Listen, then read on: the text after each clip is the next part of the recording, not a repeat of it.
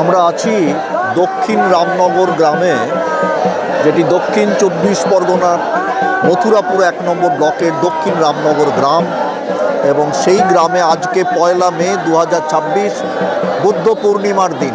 এই গ্রামে বুদ্ধ পূর্ণিমার দিনে ধর্মরাজের পুজো হয়।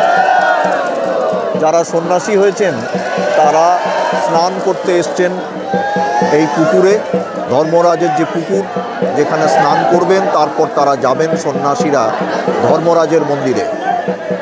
বিকেল 3:30, এখনও আদেশ হয়নি, তাই স্নান তারা করতে পারছেন না। যে মুহূর্তে আদেশ হবে তারা সবাই স্নান করে যাবেন মন্দির চত্বরে। আছি আমরা দক্ষিণ রামনগর গ্রামের ধর্মরাজ পুজো, সেটা দেখতে এসেছি আজ 1 মে 2026 বুদ্ধ পূর্ণিমার দিন।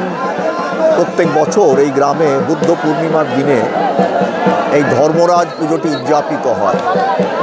এসব ধর্মরাজ পুজো হিন্দু জনদের, যাদের ব্রাত্য জনদের পুজো, সেই ধর্মরাজ পুজো দেখছি আজ দক্ষিণ 24 পরগনার দক্ষিণ রামনগর গ্রামে।